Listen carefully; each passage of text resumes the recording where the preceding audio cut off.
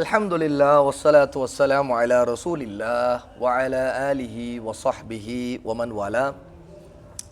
இன்னைக்கு நாம் முக்கியமான சில விஷயங்களை பேச போகிறோம். நாம் இருக்கிறது ஒரு மதரசா என்று சொன்னால் அரபியில் பள்ளிக்கூடம்னு சொல்லலாம். அதாவது தர்ஸ் நடக்கிற இடம், தர்ஸ் என்ற பாடம் நடக்கிற இடம் மதரசா. அப்போது நாம் பாடங்கள் படிக்கிறதுக்காக இங்கே வந்திருக்கிறோம். பொதுவாக மார்க்கத்தை படிக்கிற இடமா இருக்கலாம், அல்லது உலக விஷயங்கள், துன்யா சம்மந்தப்பட்ட விஷயங்களை படிக்கிற இடமா இருக்கலாம், எதுவாக இருக்கலாம். அங்கே நாம் எப்படி நடந்துக்கணும் அப்படின்னு சில விஷயம் இருக்குது இல்லையா?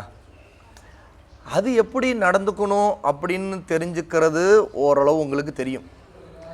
ஆனால் நிறைய பேருக்கு எப்படி நடந்துக்க கூடாதுங்கிறது தெரியாமல் இருக்கும்.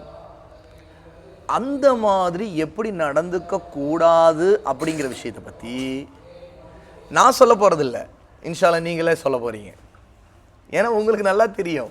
ஏன்னா இதுக்கு முன்னாடி எப்படி நடந்துக்கூடாதுன்னெலாம் உங்களுக்கு ஏற்கனவே உங்களுடைய முதர்ரிஸ், உங்களுடைய முஅல்லிம், உங்களுக்கு பாடம் நடத்தக்கூடிய ஆசிரியர்கள் உங்களுக்கு சொல்லியிருப்பாங்க. அந்த மாதிரி சில விஷயங்களை எனக்கு சொல்லுங்கள். எனக்குன்னா எனக்கு மட்டும் இல்லை, எல்லாருக்கும் சொல்கிறது தான் அது. நாம் கேட்டுக்க போகிறோம். இப்போ சொல்லுங்கள், நம்ம ஒரு மதரசா, ஒரு மார்க்கத்தை படிக்கிற ஒரு இடமோ இல்லை எங்கே இருந்தாலும் ஒரு சபையில் மக்களோடு சேர்ந்து இருக்கும்போது எப்படி நடந்துக்க கூடாது? முதல் விஷயம் சொல்லுங்கள். ஒழுக்கம் இல்லாமல் நடந்துக்கூடாது. இது ஒரு பொதுவாக சொல்கிறது. இப்போ கேள்வி என்ன கேட்டால், அந்த ஒழுக்கம் இல்லாத விஷயங்கள் என்னென்ன அப்படிங்கிறதான் அதான் கேள்வி. ஒழுக்கம் இல்லாமல் நடந்து கொள்ளக்கூடாது அப்படின்னா டிசிப்ளினாக மேனர்ஸாக நடந்துக்கணும். சரி, என்னென்ன பிரச்சனை அதில் வருது அது தெரிஞ்சுக்கணும்ல. அதில் யார் யார் சொல்கிறீங்களா? ஜஸ்ட்டு கை தூக்குங்க, அப்புறம் நான் கேட்டுக்கிறேன். சொல்லுங்கள்.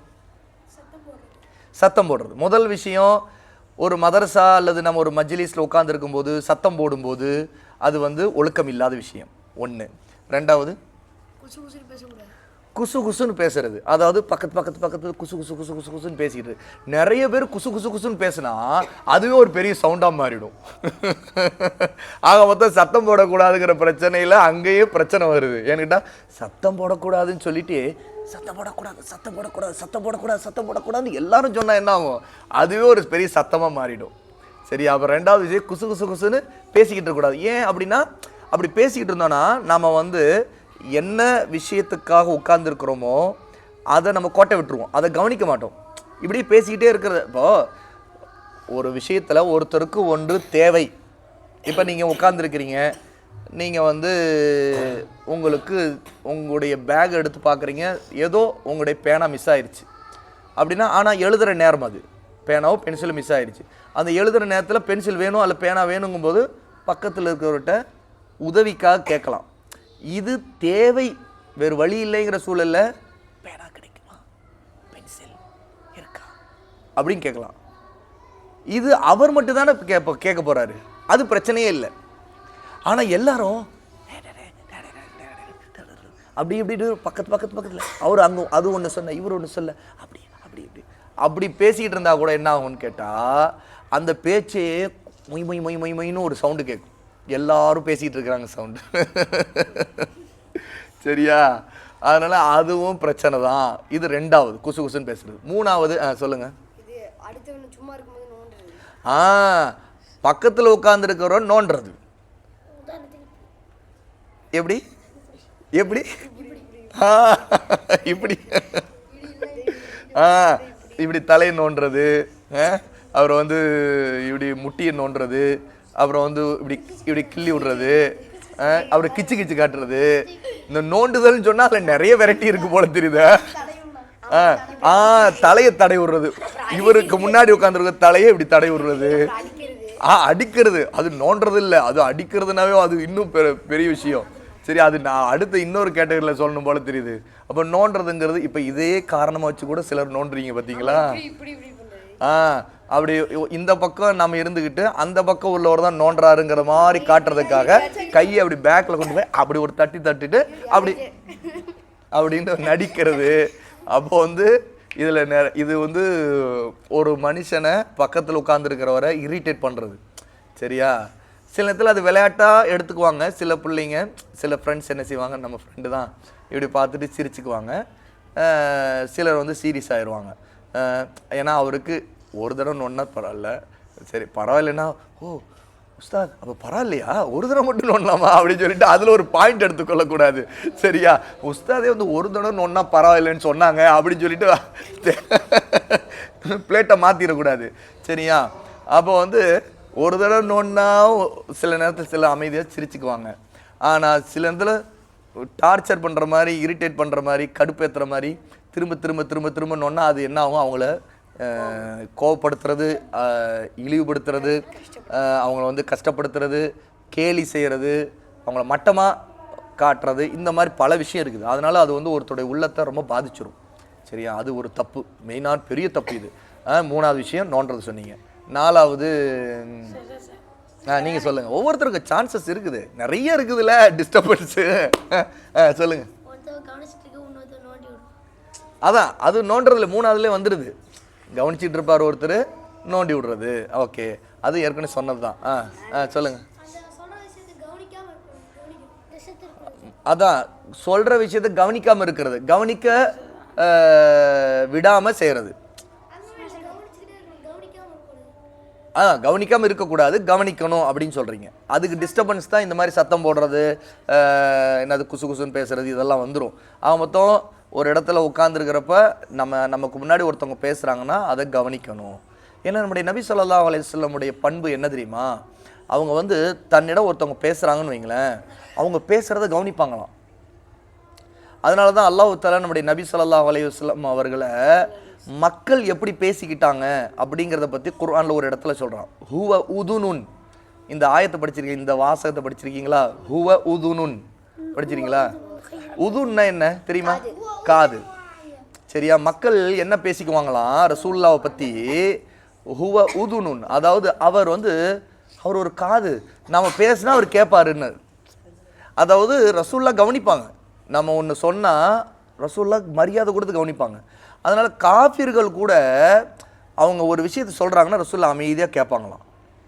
கேட்டு முடித்த பிறகு நீங்கள் சொல்லிட்டீங்களா, வேறு ஏதாவது சொல்ல வேண்டியது இருக்குதா அப்படின்னு கேட்பாங்களாம். அப்புறம் தான் ரசூலுல்லாஹ் ஸல்லல்லாஹு அலைஹி வஸல்லம் தங்களுடைய கருத்தை சொல்லுவாங்களாம். அதனால் இந்த கவனிக்கிறதுன்னு ஒன்று இருக்குதுல்ல, ஒருத்தருக்கு கொடுக்குற மரியாதை, நாம் ஒருத்தவங்கள்ட்ட சொல்லும் போது அவங்க கவனிக்கணும். அவங்க கவனிக்கலை, நம்ம பேசும்போது இப்படின்னா அவருக்கு என்ன தோணும், என்ன நான் வாட்ட பேசிகிட்டு இருக்கேன், எங்கேயோ பராக்கு பார்த்துக்கிட்டு இருக்காரு, ஏதோ நோண்டிகிட்டு இருக்காரு, என்னமோ கத்திக்கிட்டு இருக்காரு அப்படின்னு சொல்லிட்டு இவர்கிட்ட சொல்கிறது ஒன்று, கல்லுகிட்ட சொல்கிறது ஒன்று. என்ன, இவர்கிட்ட சொல்கிறது ஒன்று, கல்லுகிட்ட சொல்கிறது. கல்லாவது நமக்கு முன்னாடி அப்படியே இருக்கும்.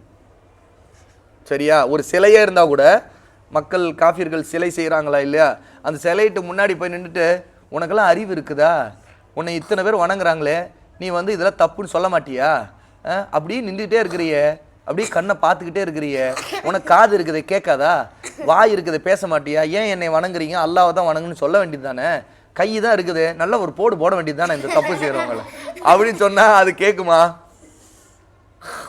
அப்படின்னு நிற்கும். சரியா, ஏன்னா அது கல். இப்போ கல்லுகிட்ட சொன்னால் அது எந்த பலனும் இல்லை இல்லையா.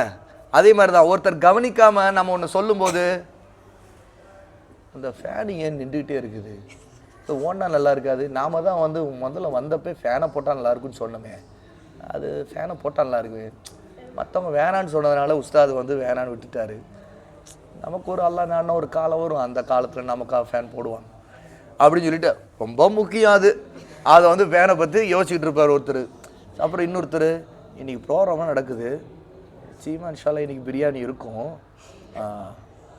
ஆனால் முக்கியமான விஷயத்த கவனிக்கல, இனி வரப்போகிற பிரியாணியை பற்றி கவனிச்சுட்டு இருப்பார்.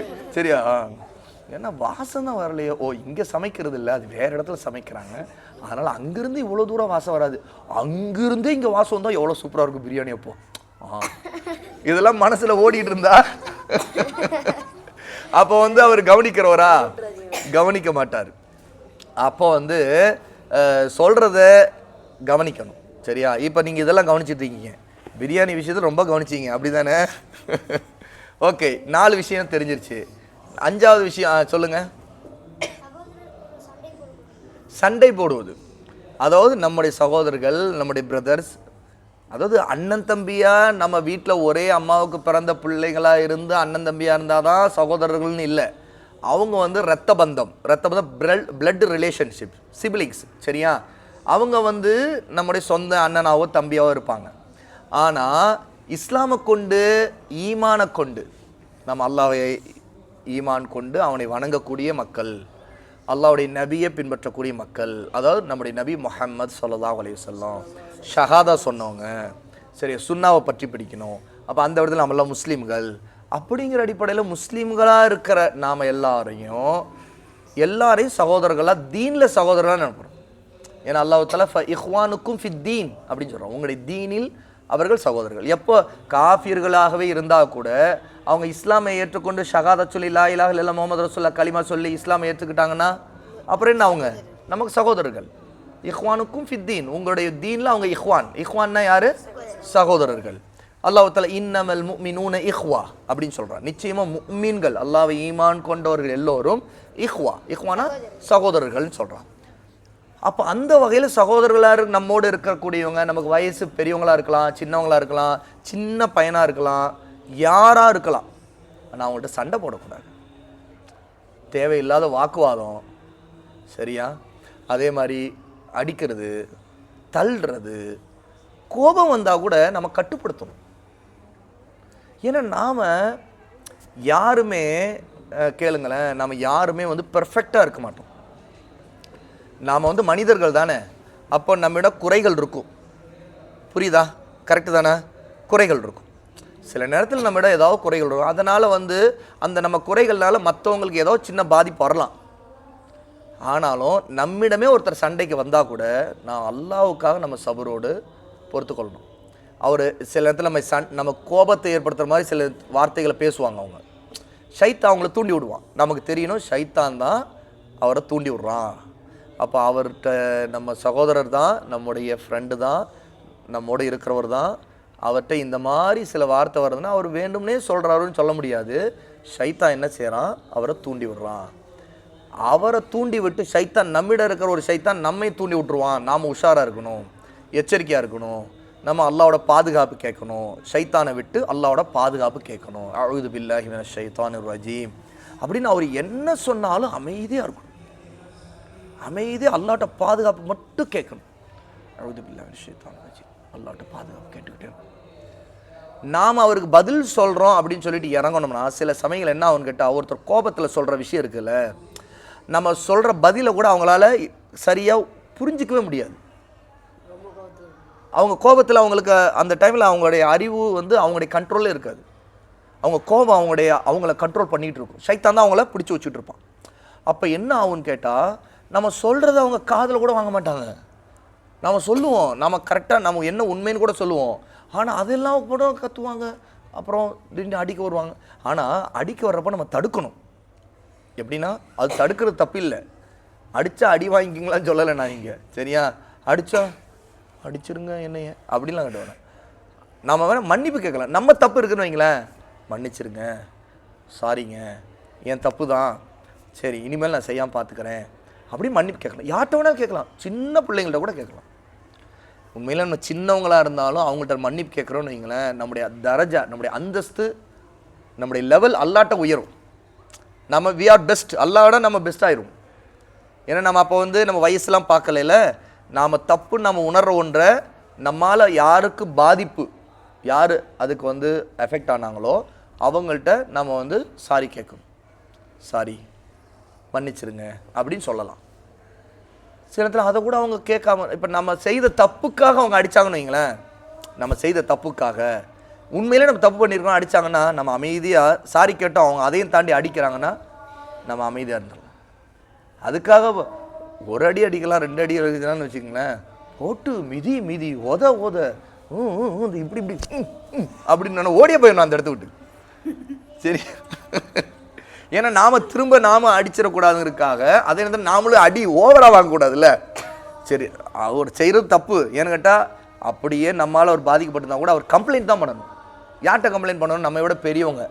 இப்போ மதரசாவில் இருக்கிறீங்கன்னா உஸ்தாதுகிட்ட, நம்முடைய முதர்ரீஸ் யார் இருக்கிறாங்களோ அவங்கள்ட்ட, அல்லது பிரின்சிபால் யார் நமக்கு முன்னாடி இருக்கிறாங்களோ அவங்கள்ட்ட. நம்ம கம்ப்ளைண்ட் பண்ணலாம், நான் ஒரு தப்பு பண்ணேன் என்னை அடிக்கிறாங்க, நான் சாரி கேட்டேன் அப்பயும் அடிக்கிறாங்க, அப்படி என்னை காப்பாற்றுங்க சொல்லலாம், தப்பு இல்லை. உயிரோடு இருக்கிற யார்ட்டையும் நம்ம போய் காப்பாற்றுங்கன்னு கேட்கலாம். மௌத்தா போனவங்கள்ட்ட தான் என்னை காப்பாற்றுங்க அப்படின்னு கேட்கக்கூடாது.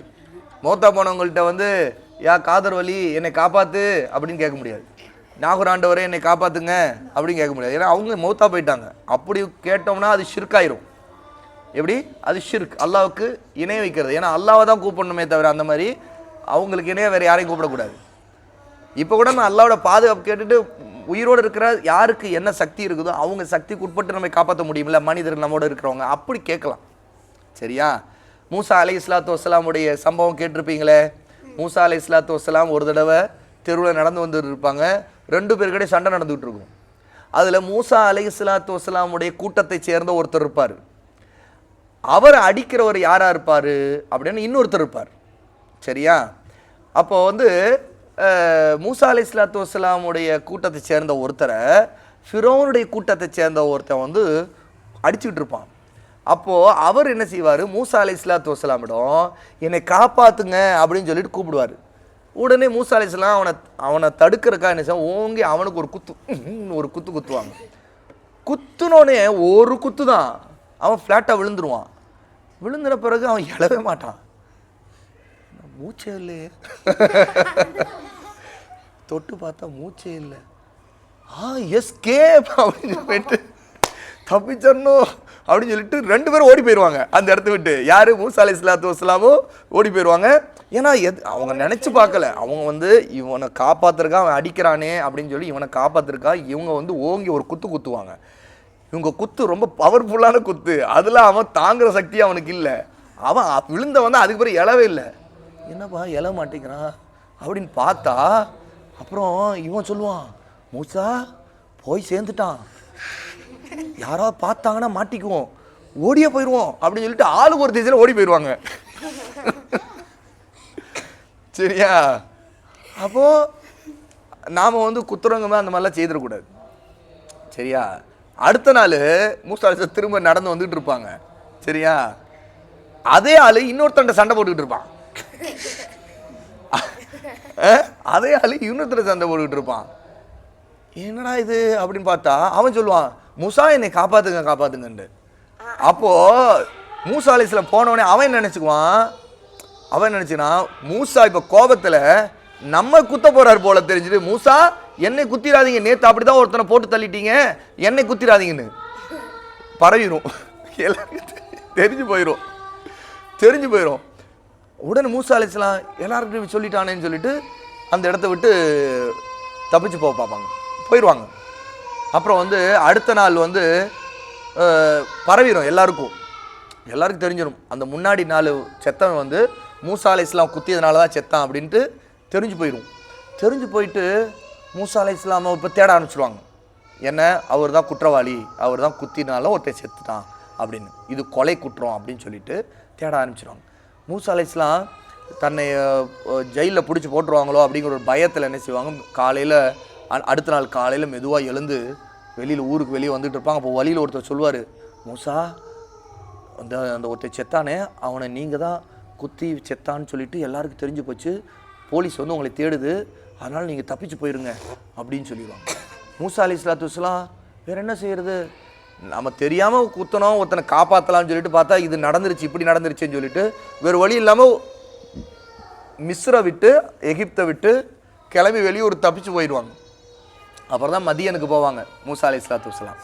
அப்போ விஷயம் என்ன தெரியுமா, இதுலேருந்து தெரிஞ்சுக்கிறது, நாம் வந்து ஒருத்தரை காப்பாற்றணுங்கிறதுக்காக கூட கம்ப்ளைண்ட்டை கொடுக்கலாமே தவிர காப்பாற்றணுங்கிறதுக்காக நாம் இறங்கணும்னு வச்சுக்க, சில இடத்துல அது எதிர்பாராத விதமாக நாம் நினைக்க மாட்டோம், ஆனால் வேறு மாதிரி ஆகிடும். சரியா?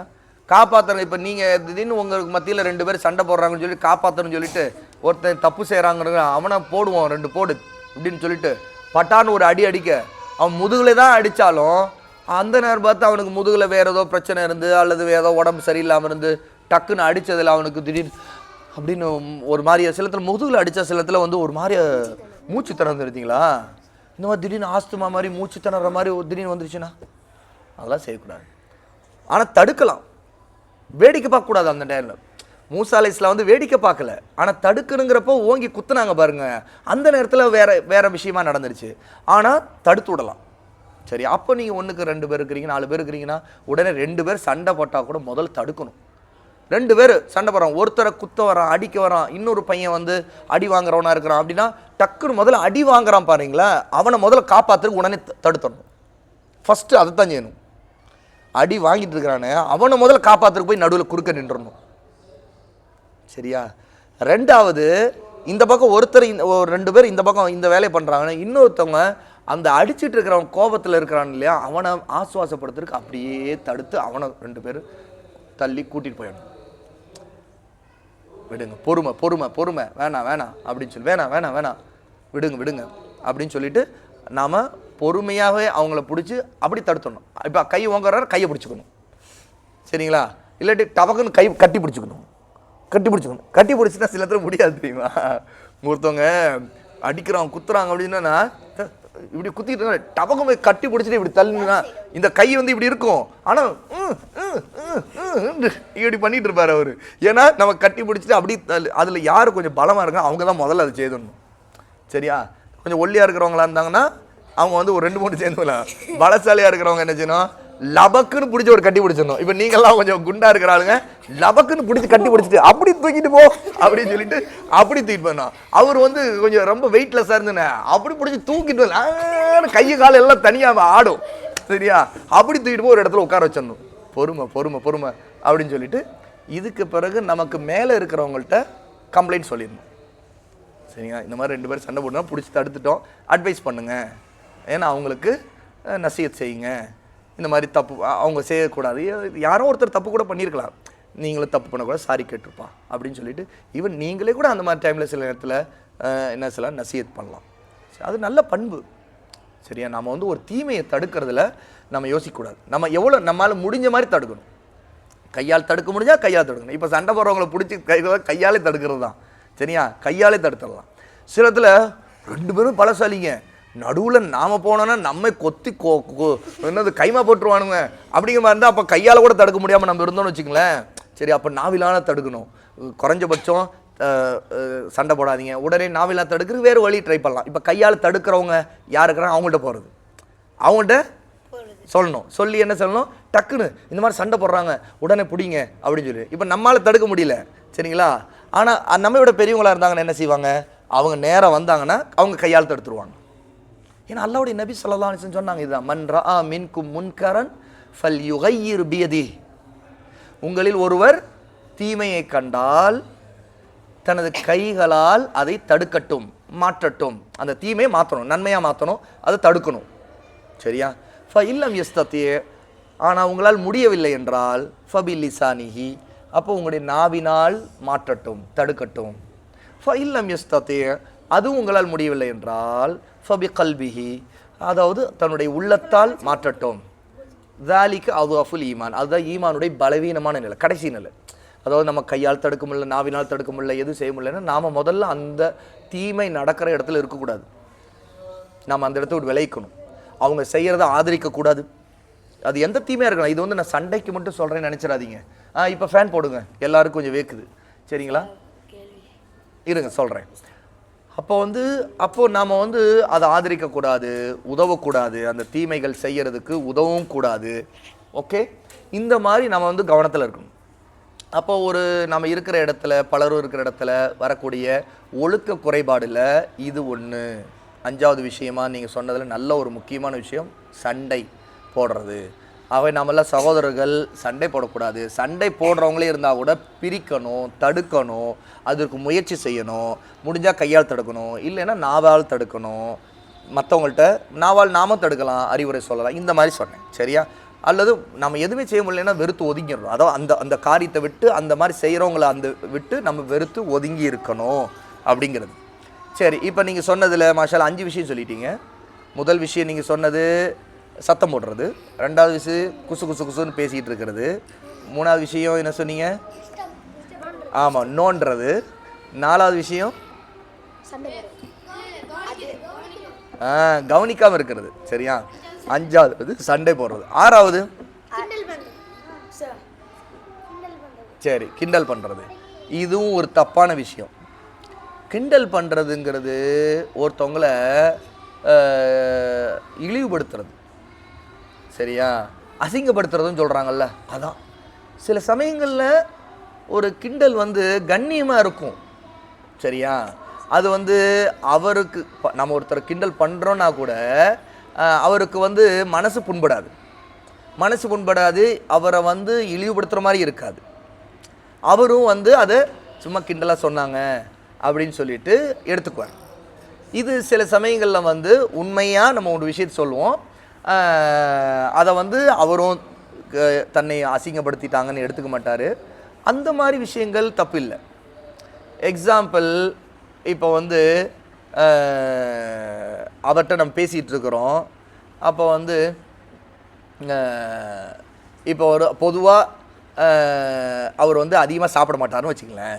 அதிகமாக சாப்பாடு சாப்பிட மாட்டார், சும்மா கொஞ்சோன்னு சாப்பிடுவார், ரொம்ப சாப்பாடே ஒழுங்காக சாப்பிடாத ஆள் அப்படின்னு வச்சுக்கோங்க, சரியா.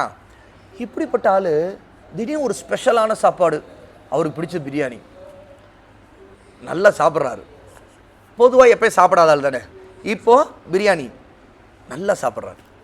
அப்போ வந்து மாஷால்லா வெட்டியாச்சா இன்னைக்கு தான் நல்லா சாப்பிட்ருக்கீங்க அப்படின்னு சொல்கிறது கிண்டல் பண்ணுற மாதிரி இருக்கும். ஆனால் அது வந்து அவரை இது பண்ணாது, ஏன்னா அவருடைய மனசுக்கு இது பண்ணாது, மனசை வருந்த வைக்காது. ஏன்னா அவரும் சிரிச்சுக்குவார், ஆமாம் இன்றைக்கி அல்ஹம்துலில்லாஹ் மாஷால்லா இன்றைக்கி சூப்பர் பிரியாணியில் சூப்பர் அடிச்சல அப்படின்னு. இப்போ அது வேறு. இன்னொருத்தரை இது ஒரு சோத்து மாக்கா அப்படின்னு சொன்னான்னு வச்சுங்களேன், அப்படின்னு சொன்னால் அவருக்கு கோபம் வந்துடும். இதுவும் கிண்டல் பண்ணுறது தான், ஆனால் ரெண்டுத்துக்கு வித்தியாசம் இருக்குது. மாஷால்லா இன்னைக்கு நல்லா சூப்பராக வெட்டிட்டீங்களே அப்படின்னு சொன்னால் அவர் ஜாலியாக எடுத்துக்குவார். ஆனால் இன்னொரு பக்கம் நம்ம இங்கே மாஷால்லா சொன்னால் கூட மாஷால்லா சோத்து மாக்கானே அப்படின்னு சொன்னா கூட என்னை சோத்து மாக்கான்னு சொல்லி கேவலப்படுத்துறதுக்கு மாஷா அல்ல சொல்லி சண்டைக்கு வந்துடுவார் அவர். ஏன்னா அவர் அசிங்கப்படுத்துற மாதிரி ஆயிரும். அவர் தனியா சொன்னா கூட அசிங்கப்படுத்துற மாதிரி ஆயிடும். என்னை அசிங்கப்படுத்துறியா அப்படின்னு சொல்லிட்டு அவரு கோபம் வந்துடும். இந்த மாதிரி விஷயத்துல நம்ம எச்சரிக்கையா இருக்கணும். ஏன்னா நம்ம வார்த்தைகள் வந்து அந்த வார்த்தையுடைய எஃபெக்ட் எப்படின்னு பார்க்கணும், நம்ம யோசிக்கணும். அவரை வந்து சில நேரத்தில் நம்ம தெரியாமலே சொல்லிட்டா கூட அது அவரை மனசை காயப்படுத்திருச்சு, புண்படுத்திருச்சு அப்படின்னு சொல்லிட்டு நமக்கு புரிஞ்சிருச்சுன்னு வைங்களேன். உடனே தெரியுது, அவர் முகத்திலே சில நேரத்தில் தெரிஞ்சிடும் இல்லையா. இப்போது நம்ம ஒருத்தரை பேசுகிறோன்னு வைங்களேன், ஒருத்தர்கிட்ட அவங்களுடைய மனசில் என்ன இருக்குதுங்கிறத சில நேரத்தில் முகத்தில் காட்டி கொடுத்துரும். அப்போது நாம் சொன்ன வார்த்தை அவர் சந்தோஷப்படலை, அவருக்கு முகம் சுருங்கிடுச்சு, முகம் வாடிடுச்சு, மற்றவங்கெல்லாம் இப்படி நினைக்கிறாங்கன்னு சிரித்தாங்க, இந்த மாதிரி இருந்தால் அவருக்கு இதாக இல்லை, அவரும் ஹாப்பியாக இல்லை அப்படின்னு தெரிஞ்சுன்னா உடனே நம்ம என்ன செய்யணும்னா ஆமாம் மன்னிப்பு கேட்கணும். சரியா, இருங்க உங்களுக்கு கொஞ்ச நேரத்தில் இன்டர்வல் விடுறேன் இன்ஷா அல்லாஹ். அப்போ அந்த நேரத்தில் நாம் மன்னிப்பு கேட்கணும். மன்னிப்பு கேட்டு உடனே சாரி ஒரு தெரியாமல் சொல்லிட்டேன், தப்பாக எடுத்துக்காதீங்க அப்படின்னு சொல்லிட்டு மன்னிப்பு கேட்டுறணும். மன்னிப்பு கேட்டு அவங்களுக்கு உடனே அதுக்கு மருந்து போட்டுறணும். ஏன்னா அவங்களுக்கு காயப்பட்ட மனசுக்கு மன்னிப்பு கேட்டுறணும். ஆனால் நம்ம வந்து இந்த மாதிரி கிண்டல் பண்ணுறதை வழக்கமாக வைக்கக்கூடாது, அது ஒரு கெட்ட பழக்கம். ஏன்னு கேட்டால் கிண்டல் பண்ணுறதே வழக்கமாக வச்சோன்னு வைங்களேன், நம்மை மீறி நிறைய தப்பு நடக்கும். நாம் நினச்சிக்குவோம், நான் கேவலப்படுத்தணும்னு சொல்லலை, அசிங்கப்படுத்தணும்லாம் சொல்லலை, என் மனசில் நான் அப்படிலாம் நினைக்கல, ஆனால் அவர் ரொம்ப அப்படி எடுத்துக்கிட்டாருன்னு நம்ம நினைப்போம். ஆனால் சில நேரத்தில் நமக்கே தெரியாது. அதனால் அந்த கிண்டல் பண்ணுறது கேலி பண்ணுறது வந்து எச்சரிக்கையாக இருக்க வேண்டிய விஷயம். அதனால் நம்ம சில நேரத்தில் உண்மையாக ஒரு விஷயத்தை சொல்லி ஹாப்பியாக சிரிக்கிறதுங்கிறது வேறு. ஆனால் சில நேரத்தில் நாக்கு வந்து சில நேரத்தில் தேவையில்லாமல் சில குழப்பங்களை உண்டு பண்ணிடும். அந்த மாதிரி நாம் நடந்துடக்கூடாது. அதனால் வந்து முடிஞ்ச வரைக்கும் இந்த கிண்டல் கேலி பண்ணுறது அந்த பழக்கம் வந்து நல்ல பழக்கமே இல்லை. அது ஒருத்தர் டீஸ் பண்ணுறதுங்கிறது மற்றவங்களுக்கு முன்னாடி அவரை வந்து கேவலப்படுத்துகிற மாதிரி தான் இருக்கும். அதனால் அதை தவிர்த்தணும். எதுக்கு எடுத்தாலும் மாற்றி பேசுகிறது, குறுக்க பேசுகிறது, அவர் சொல்கிறதுக்கெல்லாம் கமெண்ட் அடித்து சிரிக்கிறது, இதெல்லாம் சிலர்கிட்ட இருக்குதுல்ல, இதெல்லாம் அந்த கேட்டகரி தான். எது சொன்னாலும் அதை சிரித்து கமெண்ட் அடித்து எல்லாரும் சிரிப்பாங்க.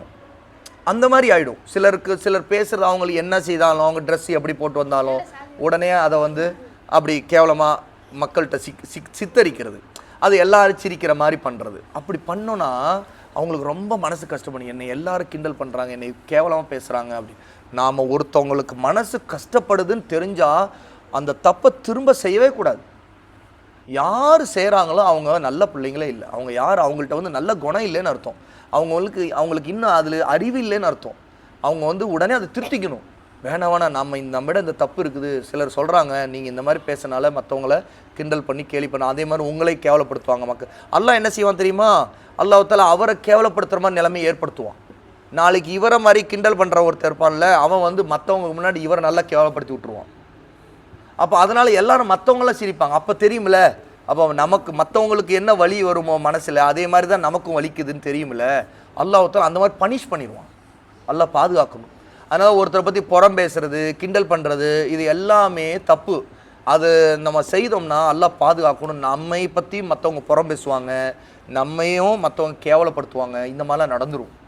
அதனால் இதில் ரொம்ப எச்சரிக்கையாக இருக்கணும் இன்ஷா அல்லாஹ். அப்போ இன்றைக்கி 6 விஷயம் ஒரு மஜ்லிஸில் மக்களோடு நம்ம இருக்கும்போது செய்யக்கூடாத விஷயங்கள் 6 பார்த்துருக்கணும். இன்ஷா அல்லாஹ் நெக்ஸ்ட் செஷனில் அடுத்தது பார்ப்போம். இப்போ ஒரு இன்டர்வல் இன்ஷா அல்லாஹ். பாரக்கல்லாஹு ஃபீக்கும். அஸ்ஸலாமு அலைக்கும் வரஹ்மத்துல்லாஹி வபரகாத்துஹு.